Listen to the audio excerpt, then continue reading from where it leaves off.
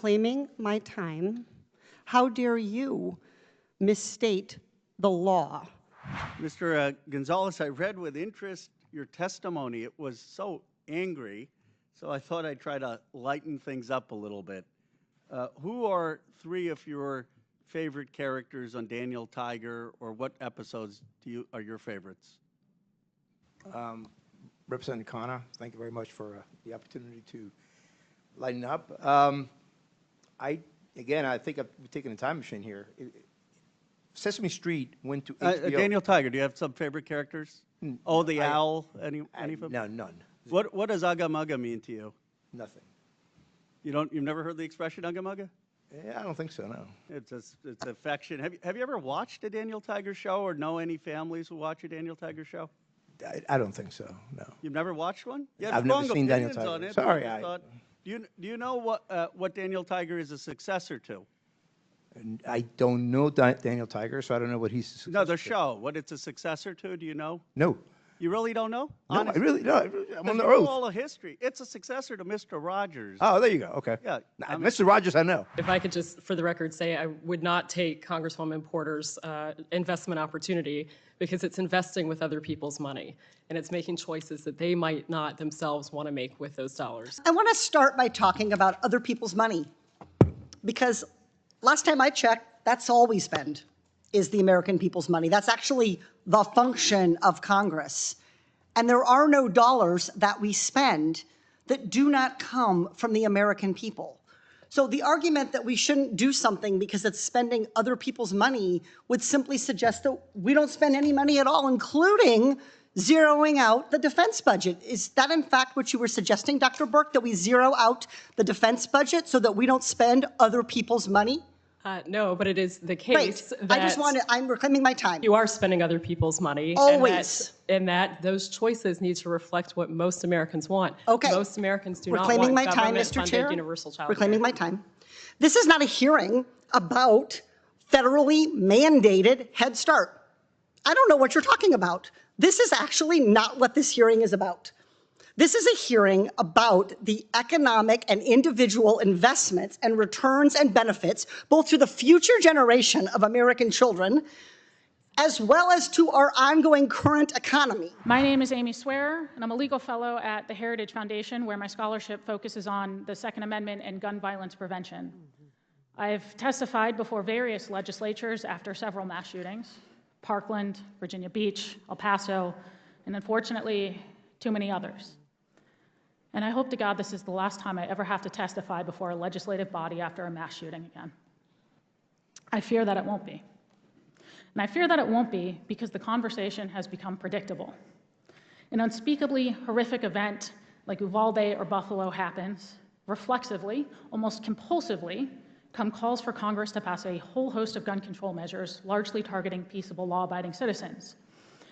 Should anyone dare question the constitutionality, practicality, or even the effectiveness of any of these policies, their opposition is immediately framed as callous obstructionism, and their legitimate concerns are brushed aside as, and I quote, bull.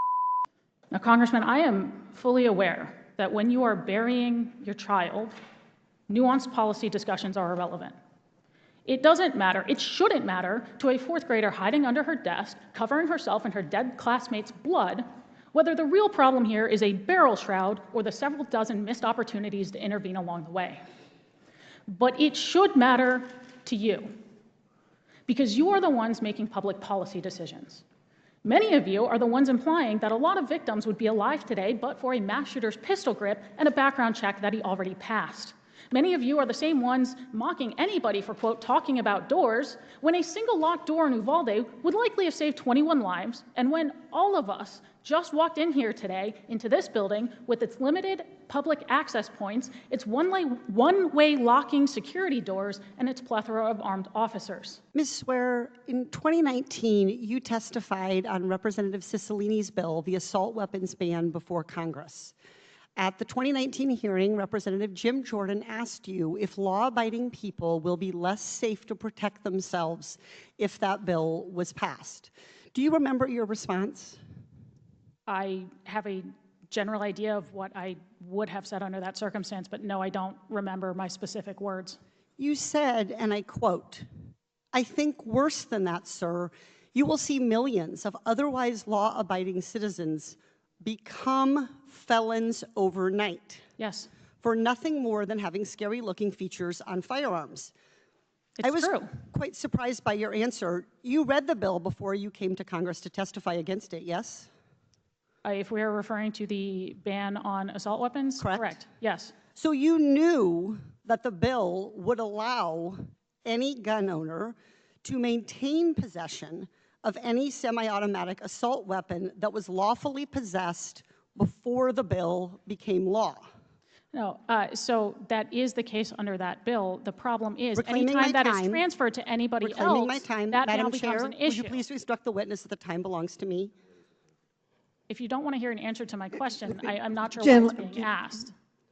The gentlelady has reclaimed her time. So you knew that the bill, you said yes in response to my question, that you knew the bill would allow the gun owner to maintain possession of any semi-automatic assault weapon that was lawfully possessed before the bill becomes law. Ms. Swearer, I respect that we have different opinions on Representative Cicilline's assault weapons law, but we cannot have different facts. We have a duty to debate the merits of proposal. You falsely testified under oath Would you that like that the bill, explanation of no, why I will I said not. I that? have not yielded, Ms. Swearer. Suspend. Madam Chair, if she's going to ask questions, shouldn't she let the witness have time to The answer? gentleman is not recognized. You falsely testified under Madam oath. Chair, I point did of not. order, point of order. What is the gentleman's point? I've been of order? accused of falsely testifying under oath, and I would like to address it. The gentlewoman has accused her of perjury. Is she going to hold to that, or are you going to allow the witness to respond to that accusation of criminal conduct? You have not come forward with a significant point of order. Ms. Porter will continue. I asked you if that bill was correct, if the bill would allow any gun owner to maintain possession, and you said yes. Yet you testified that the bill would allow people to become felons overnight. Earlier today, you testified that you hoped that this was the last time you testified before Congress. For the sake of our nation and the integrity of this Congress, I said do Congress too. after a mass shooting, trying to figure out how to solve a problem that we are all heavily invested in solving. Ms. Swearer, That is I have not insulting. Chair, point of order, asked a point of order. question. How dare you? Reclaiming my time. How dare you misstate the law? How dare you at ask questions that you legislation. do not even want an answer to? Ms. Swearer, I'm moving on. I'm a lifelong consumer protection advocate. From 2015 to 2020, there were at least 2,070 unintentional shootings by children. 765 of those children died. A consumer product that causes this much harm to the public would normally be subject to a recall. But federal law prohibits the Consumer Product Safety Commission, the agency responsible for protecting the public from dangerous products from regulating guns. This is absurd. After one child died using a Peloton treadmill last year, the Consumer Product Safety Commission intervened and recalled the product. But when hundreds of children die using guns, there is no federal response. There is no federal safety standard for guns. Even though 40,000 Americans hurt or kill themselves or other people in hundreds of accidents every year. Instead of regulating guns like any other consumer product, federal law protects gun manufacturers. A teenager can watch a video online and learn how to modify a rifle to make it more deadly. And the gun industry avoids any liability if that teenager uses that modified rifle to fire repeatedly and rapidly at innocent people, even though their products could be designed to prevent unsafe modifications. I want to give an example. In 2001, a 13-year-old boy named Billy accidentally shot his father's handgun and killed his friend Josh. Billy mistakenly thought the gun was unloaded because he had removed the gun's magazine. Josh's family sued the gun manufacturer for failing to warn Billy and other consumers that their product could be fired without a magazine. It's a simple case. It should have been decided by a jury, as is provided under the Constitution. Instead, because of the gun industry's immunity, the gun manufacturer was able to dismiss the case without a trial. If a pharmaceutical company failed to warn customers about the known risks of one of their drugs, they could face thousands of lawsuits. But we allow the gun industry to sell weapons without taking any precautions to protect children and families from fatal accidents. Mr. Suplima, do you think the gun industry would do more to protect children if Congress ended their immunity? Absolutely. Would ending the gun industry's immunity put gun manufacturers out of business? No, it would not. In the 1990s, lawsuits forced Big Tobacco to pay for the harm they caused by marketing cigarettes. Just last year, Big Pharma agreed to pay $26 billion for communities devastated by opioids. Madam Chair, Victims time's of gun expired. violence also deserve their day in court. They deserve justice. I yield back. Do you know what Daniel Tiger is a successor to? And I don't know Daniel Tiger, so I don't know what he's. No, the show. What it's a successor to, do you know? No. You really don't know? No, I Honestly? really, no, I'm on the You know oath. all the history. It's a successor to Mr. Rogers. Oh, there you go. Okay. Yeah, Nah, I mean- Mr. Rogers, I know. Okay. Are you familiar with his 1969 testimony? I am. He said, I want to quote, because it's one of my favorites. I studied this actually going to school. It's some of the most effective testimony in Congress. Make it clear that feelings are mentionable and manageable. We will have done a great service for mental health. I think that it's much more dramatic that two men could be working out their feelings of anger. Much more dramatic than showing something of gunfire. I'm constantly concerned about what our children are seeing. And for 15 years, I have tried in this country and Canada to present what I feel is a meaningful expression of care. Do you narrate it? I'm the host, yes, and I do all the puppets, and I write all the music, and I write all the script. Well, I'm supposed to be a pretty tough guy, and this is the first time I've had goosebumps for the last 2 days. Well, I'm grateful not only for your goosebumps, but for your interest in our kind of communication. Could I tell you the words of one of the songs which I feel is very important? Yes. This has to do with that good feeling of control, which I feel that the children need to know is there. And it starts out, what do you do with the mad that you feel? And that first line came straight from a child. I work with children, doing puppets in very personal communication with small groups. What do you do with the mad that you feel? When you feel so mad you could bite. When the whole wide world seems oh so wrong, and nothing you do seems very right. What do you do? Do you punch a bag? Do you pound some clay or some dough? Do you round up friends for a game of tag or see how fast you go? It's great to be able to stop when you've planned a thing that's wrong and be able to do something else instead and think this song. I can stop when I want to, can stop when I wish, can stop, stop, stop, anytime. And what a good feeling to feel like this and know that the feeling is really mine. Know that there's something deep inside that helps us become what we can. For a girl can be someday a lady, and a boy can be someday a man. I think it's wonderful. I think it's wonderful. Looks like you just earned the $20 million.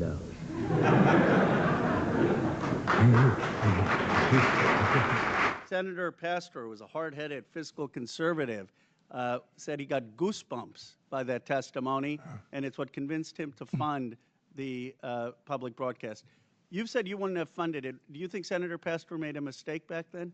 Oh, yeah, absolutely. I think I agree with Fred Friendly, who testified and said, you would have voted against? I would have voted, yes, I don't think that you should have state broadcasters. Now, what is the cost of public broadcasting as a percent of the federal budget? I don't know, but it is I mean, yes, come on, you're talking about the $36 trillion of debt that we have. You're saying this is a really important thing that we need to cut. You didn't research out what percent it's it is? important in principle, Well, and it no, is. but It you was. said the principle is a different thing. You're saying this is an effective strategy to cut debt, and you have no idea what It percent. was 5% of the discretionary cuts in the GOP. It's 0.01%. Right, but it was 5% of the discretionary cuts in the 17 budget. 0.01% Right. of the federal budget. That's one of the reasons Senator Pastor said, you know, it's worth it in an investment in American kids. Now, You said Sesame Street is a private organization, or Sesame Street is going private. I didn't understand that because Sesame Workshop is a nonprofit. What did you mean by private? Well, I mean, it's a nonprofit. It's separate from. But it gets public funding. Were you talking about the HBO thing? Yes, Do you realize that HBO just canceled with them? And I do. Yes. And the reason they canceled them, and I'm trying to explain why Senator Pastor funded this, and if you talk to families who watch Daniel Tiger, maybe you'd appreciate it. The reason they canceled it is because it wasn't making a profit. See, because when you try to do Daniel Tiger or Sesame Street, and you try to do what Mr. Rogers was talking about, helping the emotional and social development of kids, it's not easy. You got to hire people who are child psychologists. You have to hire people who are educationalists. A lot goes into this. And HBO said, you know what? It's not making money. We rather put on things that are geared towards adults or that are going to be conflicts. We aren't making money on this. And the whole reason Senator Pastor said that we're going to fund this, I know you kind of mocked in your testimony the kids, but the whole reason was that when you make programming for children to help their social and emotional development, it costs so much money to do, and it's a public good, then not everything has to be about profit. Do you have any idea what it takes to produce Daniel Tiger, who all they hired? Did you ever try to figure it out? No, but I can tell you that the market said that there wasn't enough demand for it, and that's the reason why HBO got rid of it. Right. Because there wasn't enough demand. Yeah, so that's exactly the right point. Are you saying that everything in American society needs to be driven by the profit motive? There is not enough demand on getting ratings for things that help the social and economic development of kids. But you know what Mr. Rogers understood, what we've forgotten in this country? Some things are more valuable than money. At a time where a country is polarized, I wish we had a little more empathy and caring, and that's not a partisan issue. That's an American issue, and I would recommend you re-watch that testimony from Mr. Rogers. I hope the whole country would watch it. I have watched it, and we are $36 trillion in debt. It was said that we're attacking free speech. This is paid, this is state-sponsored speech. And the very reason why we have these witnesses before us today isn't because they're totally being funded or completely being funded. We're not bringing in Disney Channel in here, right? We're not bringing in the National Geographic, right, for their content. The reason why we're having this conversation is because we are funding you, and because we're funding you, the taxpayers get to have an opportunity to ask, why are we funding some of this content that they might disagree with? Right? Yeah, no, that's completely right. In fact, I think that PBS and NPR, but especially PBS, will thrive on the membership model. They keep saying it's such a small percentage. Well, if it's the public funding, if it's such a small percentage, then no problem. Yeah. So, Ms. better. Maurer, I'm going to ask a very difficult question, but if you're in my shoes and you have to face the fact, can we fund Social Security or do we spend money on NPR? Which would you choose? Congressman, I would argue that in one of the... If you had to pick, if you were forced to make a decision, there wasn't enough money to go around, Social Security or NPR? We know how important public media is to our nation's seniors, sir. More important than Social Security. I think the American people disagree. I think that... Ms. Kerger, let me ask this. So I have an investment opportunity for everyone in the hearing room today. For every dollar that you invest, you will get back at least $4. Anyone want to invest? I'll take it. It's pretty good. You won't lose your money. You'll always get back more than you put in. And unlike some of these investment schemes, mine is legal. Anyone in? This is just math. 4 is more than 1. More money is better than less money. Economists agree. Republicans, Democrats agree. This investment is not a hard decision. People would snap this up in the real world. Invest $1, get 4 back, no risk. Ms. Boteic, would you believe me if I told you that Congress had that same investment opportunity for our country and turned it down every year? Sadly, yes. Why would you believe that? Because we know that the science is there, that when we support children and families, especially starting at birth, that it yields long-term and outsized benefits for families and for our economy. And yet, here we are over 50 years after Nixon vetoed universal child care, still with families struggling to find and afford care and providers making poverty wages. And I think you gave earlier, what is the total new estimate of how much this would generate for our, if we had affordable child care, full access to child care, what would this generate for our economy? So for a family? For the whole economy. For the whole economy. Okay, so we're losing right now $122 billion. $122 billion that we could have in our economy, and yet what we hear around here all the time is that we don't have money to do things. So Congress has had years to invest in universal child care. Every dollar we put in would have generated, estimates show, about $4 for our economy, yet we still don't have it. Why? Ms. Potato, why don't we have this? Well, we need to build the political and public will. The voters are there. Okay, so let's do the problem must be then the will of the people here, because voters support this. So let's talk about who's here. How would you describe the gender balance and average age of Congress? It skews older, male, and whiter. That's correct. So only about 28% of members of Congress are women. The median age in the Senate is 65, and the median age in the House is 58. So lots, on average, lots of older people, lots of older men, lots of men. Is this the type of group who personally needs early childhood education? Generally not.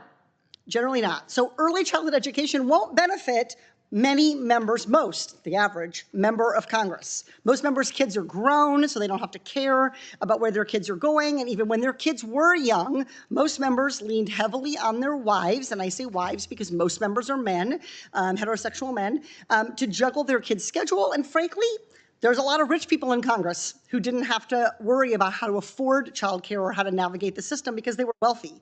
Too many in Congress don't get it because they never had to live it. So this leads to the familiar policy pattern. The older men collectively, that's our Congress, not to take away from any individual champions, including Representative Beyer and Senator Heinrich, but the collective body of older, richer men in Congress overinvest in things they understand, like the Pentagon, and they underinvest in things like early childhood education that don't personally benefit them, maybe don't even make sense to them, and maybe do not reflect how they lived their lives, even if they are big problems for the majority of Americans. So, Ms. Boteic, when institutions like Congress perpetuate longstanding social disparities for women like this, is there a term for that? I think it's called patriarchy. Patriarchy is correct. I would also call it structural sexism. When we say smash the patriarchy, when we say that structural sexism continues to permeate this body and this policy, our policies, that's what we're talking about. We're not imagining it. It's not about interpersonal slights. It is about what this body chooses to get done and to fund and to focus on, and what always ends up on the cutting room floor in legislation. Structural sexism is an age-old story. It's not going to go away by itself. It's going to go away because we make it go away. When we stop undervaluing the work of Black and brown women, or the majority of childcare workers, when we start recognizing that women can and must contribute to our economy if we're going to have a globally competitive economy. So, Ms. Boteic, to fix this problem, Congress has to abandon these sexist, outdated ideas and start thinking more about investments. How much would Congress need to invest to establish universal early childhood education? We've been advocating for $700 billion over 10 years to invest in high-quality early care and education, which could easily be supported by taxing wealthy individuals and corporations. So you're advocating for $700 billion over 10 years? Mm-hmm. President Biden, I remember everyone proposed $400 billion for preschool and childcare, and yet that would have multiplied by 4, generated trillions of dollars for our economy. So all of our witnesses, everybody said that we'd take this bet, we'd quadruple our money if we could. So investing in early childhood education shouldn't be a hard call, even given the profile of Congress. We should all want to make investments that pay back. So if my colleagues are not moved by the clear economic benefit of investing in early childhood education, maybe they'll be moved simply by this single mom asking them to care on behalf of all the other parents of young children who are struggling in this country.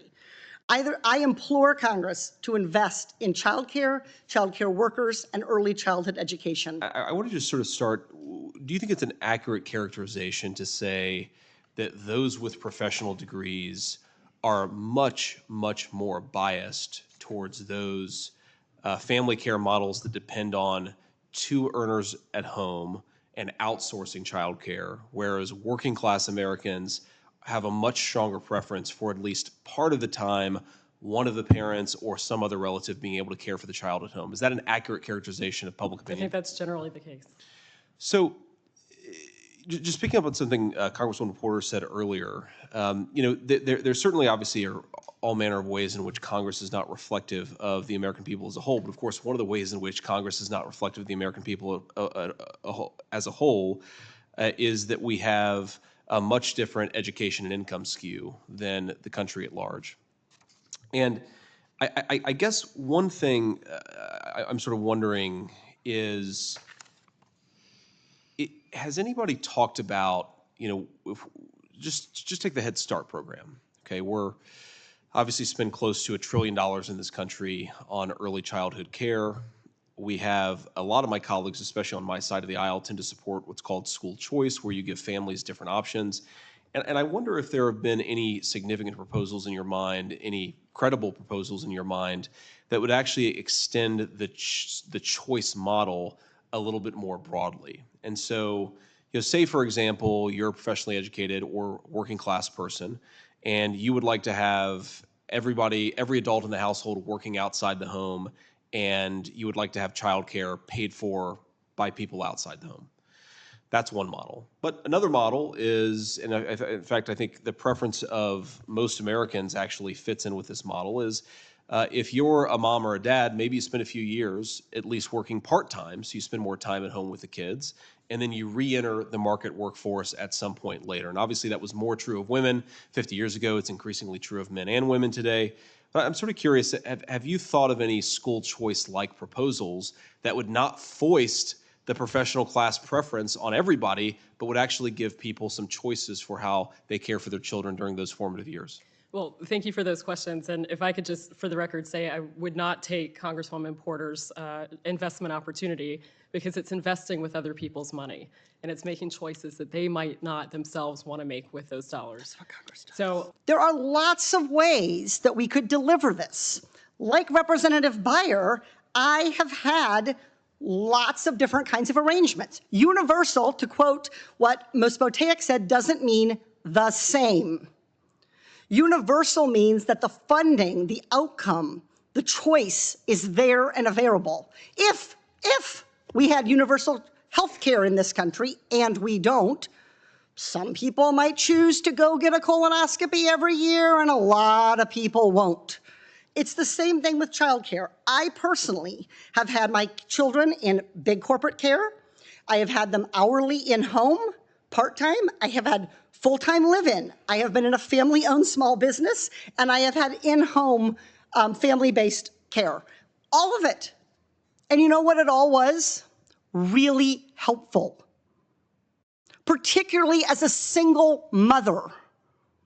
Because there is no other person. Senator Vance's hypothetical says that one parent might prefer to stay home. That's probably true. There's a lot of statistics that show that parents, men and women, have different preferences at different points in time. But what about the 10 million single moms? Where do they fit? Dr. Burke, where did you put your children in childcare? Well, I'm not going to bring my children into this hearing, so it doesn't have any bearing on this. So Dr. Burke, do you have children? I do. So I'm sharing my story because my story is one that doesn't get heard in this Congress. Because you know how many single moms there are? One or two? One. Childcare, custodial care to help people who may choose all kinds of different options. I've had full-time care. I've had 3/4 care. I had when I had a spouse, he stayed home some years. That was how we fit the pieces together. But that's what this hearing is about, not jamming one size fits all. But if there isn't the money, there won't be the choice. That's why we see married parents saying they would prefer to stay home because they have the option to stay home. Single parents don't say they'd rather stay home because they couldn't. So our whole perspective here is warped by the fact that this body is so disproportionately unrepresentative of the American people's experience. It is absolutely Congress's job to spend the American people's money. And if we can't spend it to help the next generation of American workers, I don't know what the hell we're doing here. I yield back. Can I respond quickly to that? No, she actually cannot. No, thank you, Dr. Brewer. All right. We appreciate it. But